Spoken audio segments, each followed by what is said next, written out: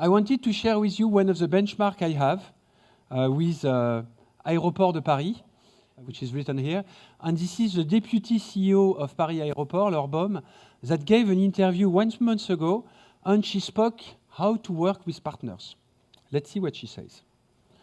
La façon d'embarquer, c'est d'arriver à trouver un win-win et un objectif qui réussisse à tout le monde. Par exemple, avec Air France, où ils sont au terminal 2E, au terminal 2F, et on sait qu'on a des problèmes dans les process, souvent la zone publique du 2E, elle est extrêmement embouteillée avec eux. Quel constat commun on fait? Comment on arrive à trouver des objectifs communs et comment on travaille ensemble après avec quel rôle de responsabilité? Par exemple là-dessus, moi je me suis engagée à enlever des panneaux publicitaires déroulants, des trucs qui masquaient les allées. Eux travaillent l'enregistrement parce qu'il y a un gros sujet sur l'enregistrement et on arrive petit à petit à un meilleur win-win. C'est un exemple très concret que je vous donne là. Maintenant, le ministre de l'Intérieur exige d'avoir les temps d'attente aux polices aux frontières, au moins, parce qu'avant, ils ne voulaient même pas entendre parler de ça. Ils n'en avaient rien à faire qu'il y ait 2 heures de temps d'attente. Le seul sujet, c'était effectivement le sujet sécuritaire et donc pas laisser passer quelqu'un de dangereux. Petit à petit, quand même, de se dire, il y a quand même des inacceptables qui ne nuisent pas que à la performance de l'aéroport, qui nuisent à l'image de la France. Et c'est ça qui est aussi un des sujets extrêmement importants. Et moi, ce que je trouve merveilleux dans ce job, c'est qu'on ne travaille pas que pour un business, on travaille derrière pour quelque chose qui a un sens assez profond, qui est quand même l'image aussi qu'on a, la première ou la dernière image de la France. Donc ça, je trouve c'est extrêmement intéressant. Mais voilà, il faut qu'on arrive petit à petit à faire bouger les lignes. Et là, toujours pareil, c'est trouver le point commun qui est quand même le juge de paix qui est le client, le passager, qu'est-ce qu'il va dire et donc quelle est la répercussion sur l'image de la France quand on parle à la police aux frontières et qu'on parle à l'État. Et puis pour d'autres, quel est l'impact sur votre rentabilité, sur le repeat business quand on parle à Air France, voilà. Et c'est d'arriver à trouver des curseurs communs, mais toujours, point d'ancré, c'est quand même la vie et la perception passager, client qui joue et qui est un ciment commun.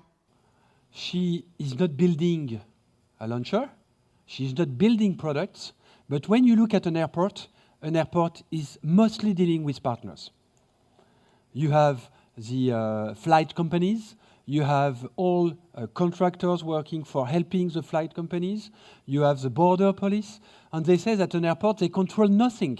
However, they have worked on their influence circle. It's what she said. And what she says is exactly what you've been sharing. Let's find a common why, a common objective, a common statement, a common role and responsibilities, what I can do on my side, what can you do on your side. And what I've seen with her, since I'm working in the MEDEF and France Qualité Performance, which is the French Quality Association of Quality Directors, I am auditing many French companies about the Excellence Prize in France. And I can give you 2 other examples. SNCF. Maybe it's not the most famous company in terms of excellence. However, and I'm not giving any other hint about that, what I've seen is that if you go to a train station like Paris Gare de Lyon, which is the biggest train station in France, it's not an SNCF train station. 50 to 60% of the people working here are partners. And the problem is the mindset of working with partners, having common objectives and common goals. And what we are doing here is also very important for Paris Aéroport, for SNCF. When you work with Bouygues, for instance, which is one of the major construction companies in France, like Vinci, which is building the N80 building. When you are in the later phase of the construction, 80% of the people are subcontractors or partners. 80% of their people are partners. So they are not doing themselves. They are looking, and I was speaking and launching last Friday with the president of Bouygues Construction Bâtiment buildings in the area of Paris, and he said, my first challenge is to develop confidence with my partners, to grow them in safety, which is in building construction one of the biggest issues that they have, which is putting them into lean, into learning together, into finding a win-win situation. This is his biggest concern. The second one is getting up and leveraging people's skills. Quite interesting. So what we are doing right now, of course, this is a big challenge. We all agree with that. However, when we tackle such a challenge, it's not only for us. It's not only for Ariane Group. It's for the whole market. You see, for me, I want to highlight that what we are doing here is a common trend that all organizations, all industries have to move forward. And in my personal cursus, I have started in my what by doing after my engineering schools, working in space industry. And like we have been sharing in one group here, I have been as frustrated as some people here. I was putting a lot of design specification on paper, and I saw Skybridge. Maybe some of you have heard of this satellite network in the late 1990s, which didn't get out because they missed the strategy of it. So I spent 3 years of my life with 300 other engineers to work for nothing. Oh, I liked it. So I went to build product after in GE. In General Electric, I learned a lot about trust, about leadership. And what I want to share with you is some other benchmarks where people developed their why. And the first one is this one. Maghreb Steel is a 1,500 corporation in Morocco. They are doing steel. And when I arrived, they wanted to they were in the fear of closing. They were already going to close. And let's see what they have put in place. I did not do a lot with them, but I gave them some other hints to all the activities they were performed. Je vous remercie de cette invitation. Mon ami François qui nous a accompagnés pendant un moment dans notre traversée du désert à Maghreb Steel. C'est le seul producteur d'acier plat au Maroc avec une capacité d'1 million de tonnes. 1500 employés et 40 ans d'histoire. Donc c'était une entreprise qui était très prospère. Ils ont investi à peu près 600 millions d'euros dans un complexe de chaux, donc une aciérie et 2 laminoirs. Et ça s'est fait vraiment à contre-cycle. Donc la situation financière s'est vite dégradée. Le démarrage de l'unité est très complexe. Donc c'était une entreprise qui était à l'arrêt. Il y avait 0 trésorerie, pas de quoi acheter la matière. Toutes les unités qui étaient à l'arrêt. Si Maghreb Steel était défaillante, c'était une crise financière majeure pour le pays. Les actionnaires ont accepté un changement de management et donc l'arrivée d'une nouvelle équipe. On a vraiment repris tous les processus de la boîte et on a commencé à les structurer, à mettre au moins les bases, commencer à former les gens sur la maintenance, sur la résolution de problèmes, sur redéfinir les rôles et responsabilités de chacun. C'est la refonte du système RH. Sur les aspects managériaux, on a commencé par définir vraiment les valeurs de l'entreprise. Les valeurs nouvelles, celles qu'on voulait promouvoir. Et ce qui est bien, c'est que c'est ça qui nous a permis de traduire ces valeurs au quotidien, dans les processus, les ateliers inspirationnels. Ça, c'était vraiment très important. Et c'était un élément sur lequel François nous avait beaucoup aidé. On était sur une mission qui dépassait de loin le cadre, la simple PME ou grosse PME que représentait Maghreb Steel. C'était un emblème pour le Maroc, parce qu'aujourd'hui, le Maroc a une vocation industrielle. Tout ça faisait que c'était quelque chose qui de facto nous transcendait. Ce qu'on appelait des ateliers inspirationnels, c'était vraiment comment se transcender à travers une mission qui nous dépassait tous et pour donner encore le maximum de soi. Et en août, on a eu une grève de 24 jours. Donc arrêt total des 2 usines. Fin août, ils ont repris le travail avec un engagement d'une paix sociale pendant les 5 prochaines années. Manifestement, ça n'a pas tenu. Donc de septembre à décembre, on a eu une grève perdée, pas mal de sabotage, réduction de cadence. Et le 19 décembre 2015, on a eu une grève sauvage. C'est-à-dire qu'ils sont rentrés avec des barres de fer et ils ont chassé tous ceux qui voulaient travailler. On avait un management qui était complètement inexistant. Je rencontrais mes équipes dans des cafés, ils avaient peur. Entre les 2 grèves, on a vraiment travaillé sur la remise de la responsabilité, de l'estime de soi et compagnie. Donc pendant cette période, il y a eu vraiment une reprise en main des responsables. Quand on a eu la 2e grève, on a eu quand même 30% de grévistes qui sont sortis et les unités ont été pilotées par les cadres, par les gens non grévistes. Et l'ambiance aujourd'hui est festive et je pèse mes mots. Voilà, donc aujourd'hui les résultats de tout ça, c'est qu'on a eu un nombre d'accidents et d'incidents sécurité qui ont été divisés par 10. On a eu une augmentation des volumes de vente entre 2015 et 2016 de 37%. On a eu l'amélioration des coûts de transformation jusqu'à moins 40%. Augmentation des capacités de production. Voilà, il y a des unités qui ont quasiment doublé de capacité. On est passé d'un EBITDA sur 2014 de moins 156 millions de dirhams. Le premier semestre 2016, on est à plus 113. Donc il y a eu vraiment un changement spectaculaire. Interesting, huh? The change can happen. Of course, it's not the same context as yours. It's the management team which decided, of course. But what did they do? They decided every day that they wanted to improve something, a small thing. and they asked questions about themselves. They worked on their sphere of influence, their circle of influence. On a daily change that you sustain every day, 1 minute, 2 minutes, not 1 hour, it's not possible, they don't have the time. We don't have the time. But by successful small change, speaking differently to people, connecting to the why, you've seen the why. The why, we are an emblem for Morocco. You are an emblem for European space industry. And even further, we are than that. And I remember the first day I came to them, and they told me, François, we need lean. I said, I discussed with some people, I asked, are you sure you really need lean?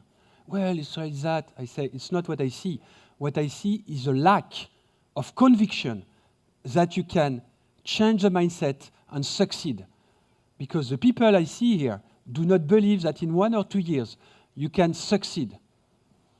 And you know what? I was more convinced at the beginning that they could change the trend and really be successful. And now they inspire me because they went even further than what I could believe. And I do the same with you right now. Yes, the challenges are big, huge. And yes, if every of us at our pace, we do something together as a community, it's even stronger when you do it as a community. What they succeeded is that some of them started, and after in sub-teams, they started to work together to have ideas and to reinverse the mindset that was there. And after 4 months, from August to December, in 4 months, they completely changed the way that the second strike, they did it completely differently, and now they succeeded. So I'm not saying you have to do the same because you have to find your whys, but I say it's possible. I'm sure it's possible. However, it's some efforts every day, that's for sure. And we are already providing efforts. The question is, maybe we could provide the effort differently. Maybe we could think about the why. Maybe we could share some why and somehow more than being in our circle of constraints. And this is a game changer for me. The second one is another experience in another industry. This is the tobacco industry. Passionate, isn't it? So this industry had, a few years ago, a big program.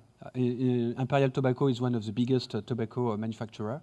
And they had difficulties to motivate their people, their project leaders. It's a 300 million program, so it's much less than ours. Anyway, it's a big program as well. And they had difficulties to find motivation for their employees because this program was tracking and tracing the traceability of the products. You are going from the pack of cigarettes into a small pack of cigarettes. And people saw no interest until they found this video. We live in an interconnected world. Travel, trade, and communications happen at the touch of a button, creating vast, complex networks of activity. International trade is the lifeblood that keeps our world working. Every day, millions of products pass each other across the globe, each on their own complex journey. But with our goods traveling thousands of miles, how can we be sure where they are, or that they'll arrive intact, on time, and to the right destination? The answer is track and trace. Track and trace is a system of identifying goods wherever they are in the supply chain. It allows anyone from brand owners to consumers to identify the provenance of a product, from where it was made, along the supply chain, to where it's going. It can track the product's forward movement through the supply chain and, if it becomes lost, trace it back to its last known location. It works by applying unique, secure, and non-removable identification markings to the goods. These contain key product information, which is stored in secure databases, enabling anyone, such as customs officials and authorities, to check the product's authenticity at any point in the supply chain. This is important, for example, to both help counter the problem of illicit trade and meet international regulations.